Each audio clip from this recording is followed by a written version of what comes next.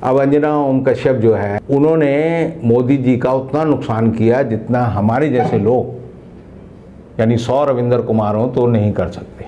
हिंदुस्तान की जो प्रेस है बिकाऊ मीडिया है।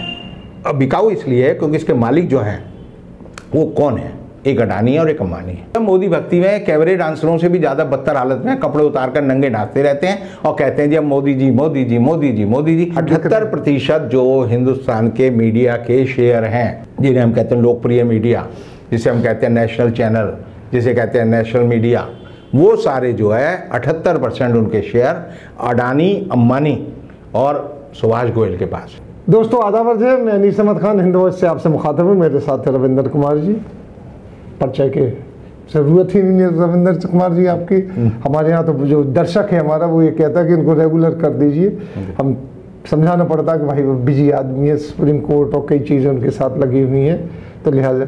अब एक चीज़ आपसे आज सवाल करते हैं, बड़ा कठिन सा सवाल लग रहा है, मुझे समझ में नहीं आ रहा। प्रेस, हमारे यहाँ की निष्पक्ष प्रेस समझी जाती थी, बड़ी दुनिया में उसका नाम होता था। लेकिन जब से हमारे प्रिय प्रधानमंत्री मोदी जी अमेरिका से टूर से वापस आए तो एक नया चेहरा प्रेस का सामने आया। जैसे कि न्यूयॉर्क टाइम्स में एक नई हेडलाइन लगा के उन्होंने कर दी, न्यूयॉर्क टाइम्स ने कंडेम किया कि भाई ये मेरा अखबार नहीं है।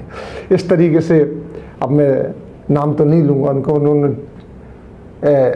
ऑन रिकॉर्ड टीवी पे यानी स्क्रीन के ऊपर आके भी राहुल गांधी को बुरा भला कह दिया। इस तरीके से चल रहा। पिछले आपसे संवाद जब हुआ था आपने बताया था कि वो क्यों गए थे सेंट्रल विस्टा देखने के लिए, इस तरीके से, और प्रेस ने उनको किस तरीके से कवरेज किया। तो इसके बारे में जरा बेबाक टिप्पणी आपकी हो जाए तो क्या है?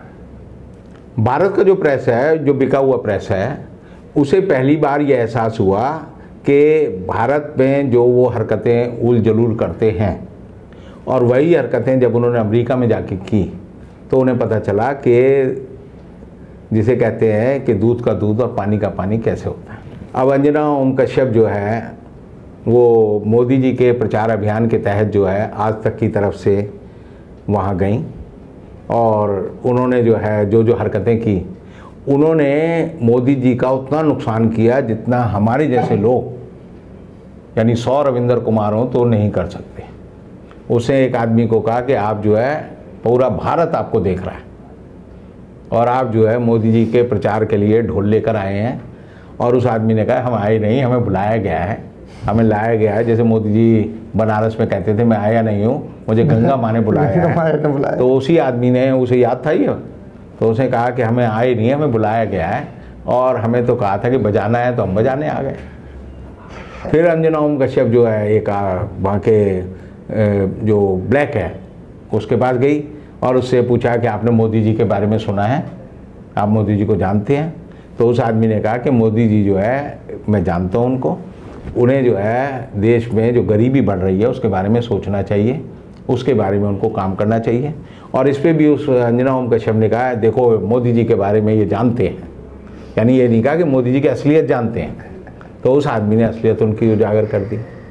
अब जब जो बाइडन से उनकी मीटिंग हो रही थी, बातचीत हो रही थी, तो जो बाइडन ने एक बात कही कि हिंदुस्तान का जो मीडिया है वो बड़ा जो है तरीके से बिहेव करता है, सभ्य है। और जैसे उन्होंने कहा और एक तुलना की तो ये ऐसे ही हुआ जैसे कोई आदमी अपने घर आए, बीवी के पास कहे कि तेरी जो बहन है ये अच्छी सभ्य औरत है और बीवी उसके कपड़े फाड़ दे। तो अमेरिका के मीडिया ने जो बाइडन की और उनकी जो प्रेस की अटैची हैं, सेक्रेटरी हैं, उन सबके कपड़े फाड़ दिए। कहा कि तुम हमारी तुलना उनसे क्यों कर रहे हो? हमारी प्रेस की जो क्रेडिबिलिटी है जिसमें वो है कि रिपोर्टर्स विदाउट बाउंड्रीज एक संस्था है जो हर साल जो है आकलन करती है कि प्रेस फ्रीडम कितनी है, किस प्रेस का कितना दर्जा है। तो उन्होंने कहा कि हिंदुस्तान की प्रेस का दर्जा जो 142वां है और हमारा दर्जा जो है पूरी दुनिया में प्रेस फ्रीडम के मामले में 44 है, और तुम कह रहे हो कि वो ज़्यादा अच्छा बर्ताव करते हैं। और उन्होंने के लिए उसको माफ़ी मांगनी पड़ी। उसने बहाने से बनाए लीपापोती सी कर दी कि वो राष्ट्रपति जो है इस बारे में उस दिन जो है आपसे जो है कोविड के बारे में बात करना चाहते थे, अगले दिन दूसरी बात में करना चाहते थे। लेकिन जो बेइज्जती उन्होंने महसूस की वो यहाँ तक रही कि उन्होंने जो है एक तरह से जो बाइडन को पहली बार ये कहा कि वो जो है प्रेस के साथ जो है सही तरीके से बर्ताव नहीं करते। वो अमेरिका है जो अमेरिका ट्रम्प का हर महीने अमेरिका के प्रेस के बारे में आप समझ लीजिए कि जब एक 1967 में पोप पॉल जो है जी जी वो जो है वहाँ अमेरिका जा रहे थे, जो फादर कहलाते हैं, हाँ पापा, हाँ वो पहली उनकी विजिट थी। तो जब वो जा रहे थे तो उनके प्रेस सेक्रेटरी ने कहा कि जनाब अमेरिका की प्रेस जो है बड़ी शैतान है, तो आप उनसे उनके किसी भी सवाल का जवाब जो है सोच समझ कर देना, क्योंकि वो फैक्चुअली हर चीज़ छापते हैं, किसी चीज़ में गड़बड़ नहीं करते, लेकिन तब भी आपको बिल्कुल जो है नंगा कर सकते हैं। तो पोप ने कहा, गांठ बांध ली इस बात को। जब pope Paul John F Kennedy airport उतरे तो वहाँ पर उनको पहली जो उनकी प्रेस कॉन्फ्रेंस एयरपोर्ट पर ही पहले होती थी तो वो हुई। तो पोप पॉल से एक पहला जो सवाल किया गया वो ये किया गया कि क्या आप अमेरिका में नंगे लोगों का क्लब, न्यूडिस्ट क्लब विजिट करना चाहेंगे, क्योंकि उस समय जो है एक क्रेज़ थी अमेरिका में, लोग जो है कपड़े उतार कर जो है लड़के, आदमियाँ, औरतें, बच्चे सब जो है घूमते थे।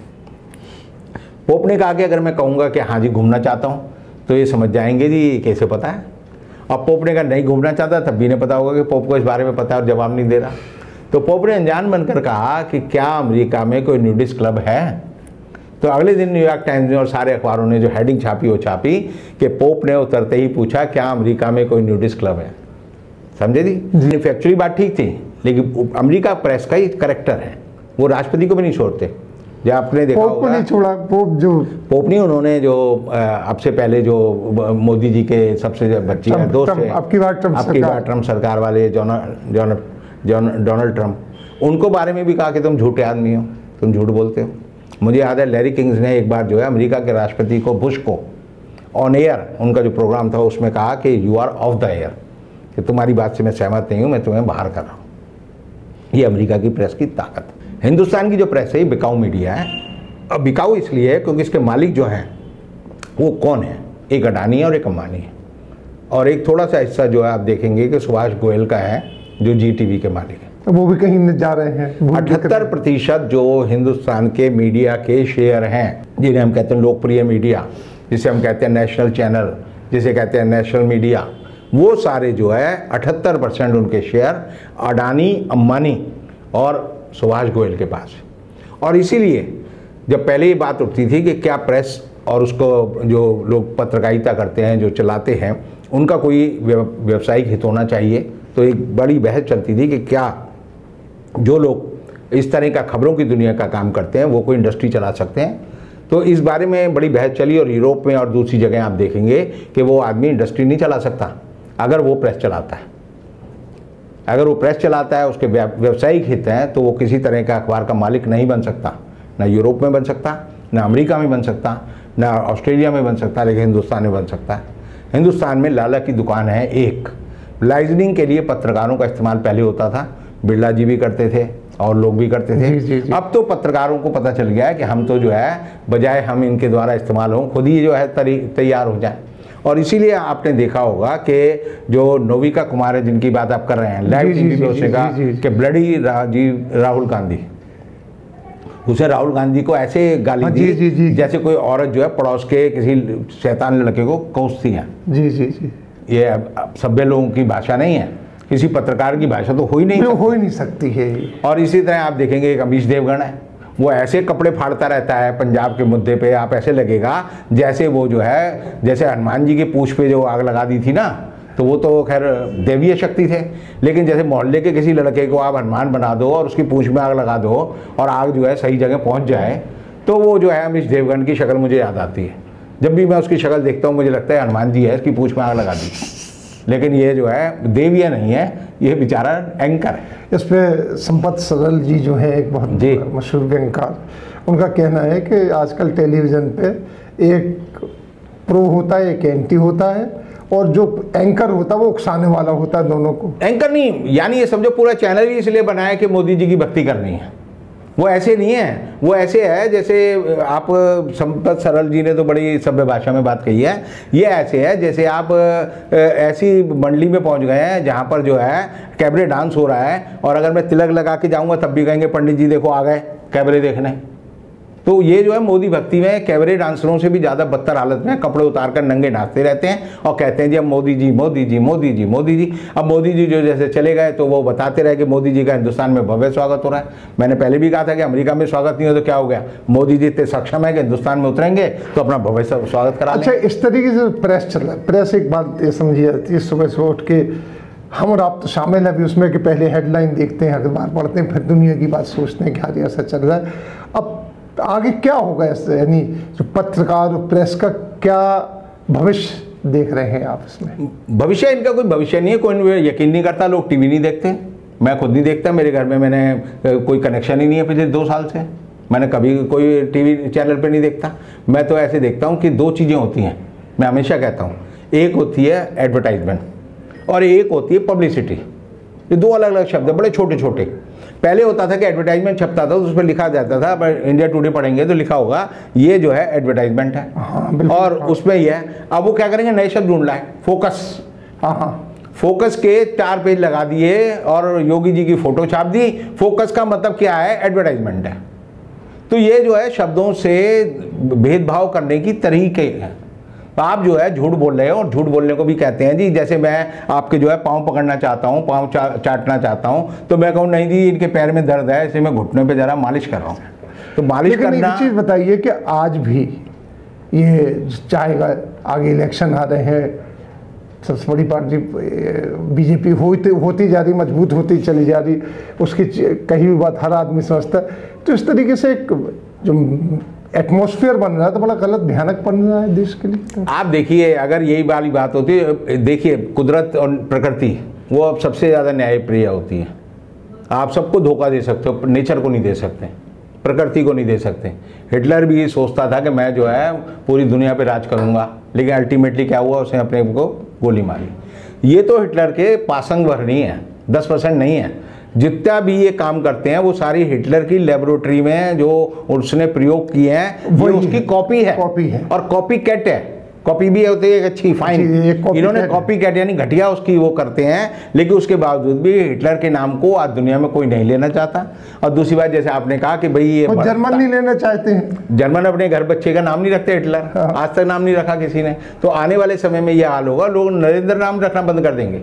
नरेंद्र नाम से कितने लोग प्रसिद्ध थे, नरेंद्र नाम से हम जब नरेंद्र नाम सुनते थे तो हमारे दिमाग में आता था स्वामी विवेकानंद, तो हाथ जुड़ जाते थे, जैसे मेरे जुड़ गए भी।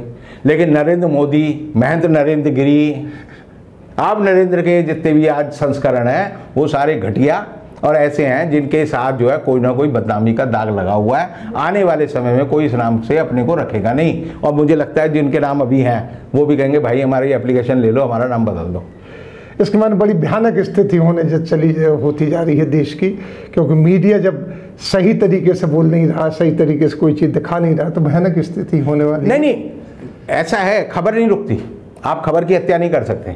खबर के लिए तो पुराने ज़माने में जैसे आप देखते थे कि आदिवासी क्या करते थे कि एक ड्रम बजाते थे, ड्रम की बीट से जो कम्युनिकेट हो जाता। तो मैं हमेशा कहता हूँ कि एक 100 मंकीज फिनोमिना एक विज्ञान में, मनोविज्ञान में आता है कि 100 मंकीज फिनोमिना ये होता है कि आप आदमी के सारे रास्ते काट दो, फिर भी एक दूसरे को कम्युनिकेट करेगा। कैसे कम्युनिकेट करेगा, जैसे जब हिटलर ने लोगों को उनको यातना शिविरों में बंद कर दिया तो वो एक दूसरे से कैसे कम्युनिकेट करते थे, दीवार पे हाथ मार के कि 3 मारी तो इसका मतलब ये है, 2 मारी तो ये है, और एक दूसरे को कम्युनिकेट करते थे। ऐसे 100 मंकी फिनोमिना ये है कि एक जापानी जो है शोधक जो था, रिसर्चर, वो एक टापू पे पहुंचा तो वहाँ से अजीब बात देखी कि एक बंदर जो है, बंदरिया, और वो आलू थे वहाँ, वो आलू खा रही थी, उसके हाथ से आलू छूटा और वो एक स्ट्रीम पानी की वो धारा बह रही थी, उसमें गिर पड़ा। तो उसे वो उठाया तो साफ़ हो गया, तो उसे खाया तो उसे मीठा लगा। उसके बाद वो मीठा लगा तो उसने कोई आवाज़ निकाली, और वो आवाज़ ऐसी तरह निकाली कि अगले दिन जब वो 1 हफ्ते बाद दूसरे टापुओं पे पहुंचा तो उसने देखा वहाँ के बंदरों ने भी उसको जो है आलू को पानी में धोकर खाना सीख लिया। यानी आप समझिए उनके बीच में कोई कम्युनिकेशन नहीं था, क्योंकि बंदर तैरते नहीं, बंदर नाव में नहीं चल सकते, तो वो बिना तैरे वो जो बात है 100 जो है बंदरों में फैल गई, और इस फिनोमिना का नाम है 100 मंकीज फिनोमिना। तो ये फिनोमिना जो है दुख की बात, दर्द की बात, तकलीफ की बात, गुस्से की बात, लोग एक दूसरे को संप्रेषित करते हैं। आप शक्ल देख के बता सकते हैं कि इस बच्चे के साथ क्या हो रहा है, यानी अगर आप देखेंगे कि भोपाल गृह त्रासदी में बच्चे की फ़ोटो आई तो पूरी दुनिया के हर आदमी को उतनी तकलीफ होगी। ये नहीं है कि बताओ जी भोपाल की है। ऐसे हमने देखा टर्की के समुद्र तट पे वो लड़की की लाश पड़ी हुई थी और उसकी फ़ोटो आई तो पूरी दुनिया ने माना कि ये मानवता के ऊपर सबसे बड़ा कलंक है। और इसीलिए अगर किसी सरकार के खिलाफ गुस्सा होता है तो सरकार तो सोचती है कि हम प्रचार कर रहे हैं, लोग हमारी फ़ोटो देख रहे हैं, लेकिन उन्हें नहीं पता कि लोग जो है उस फोटो को देखकर गुस्सा भी ग्रहण कर रहे हैं। और इसीलिए मोदी जी की जो तस्वीरें लगी होती हैं पेट्रोल पंप पे और जगह कि मोदी जी मुस्कुरा रहे हैं कि बेटा देख 115 रुपये लीटर तेरे को तेल दे दिया, अब 150 भी लेना पड़ेगा और आने वाले समय में तू जो है तेल और खाने के सबके लिए भटकेगा। तो मोदी के लिए वो मुस्कुराता चेहरा उसके गुस्से को बताता है। और इसी तरह योगी जी जो फोटो लगाते हैं कि उत्तर प्रदेश नंबर 1, तो आज ही जो आंकड़े आए हैं उसमें आया है अपराध में उत्तर प्रदेश नंबर 1। और नेशनल क्राइम ब्यूरो ने कहा है कि यूपी में हर 2 घंटे में एक हत्या हो रही है। और ये बताता है कि योगी जी जो प्रचार करते हैं, जो प्रेस को अपने साथ रखते हैं, प्रेस कॉन्फ्रेंस करते हैं, उसकी कोई खबर को कोई छाप के राजी नहीं। सिर्फ वो खबरें छपती हैं इनकी जिसके लिए पैसे देते हैं, जो विज्ञापन होते हैं, जो फोकस होता है, जो सप्लीमेंट होता है वो छपता है। अदरवाइज इनकी कोई खबर छाप के राजी नहीं है। जिस तरीके से मैं शेर के साथ समाप्ति करना चाहता हूँ, रोक का पाएंगे जिंदान और सलासल हमको, हम तो आवाज़ है दीवार से छन जाएंगे। जिंदान और सलासल माने जेल की दीवारें, यानी मानवता की आवाज़ को दीवारें नहीं रोक सकती, कोई नहीं रोक सकता, छन के वो दूसरी तरफ जाएगी। बहुत बहुत शुक्रिया आपका रविंदर जी। अगले अंक में फिर मुलाकात होगी आपसे, तब तक के लिए दीजिए हमें इजाज़त।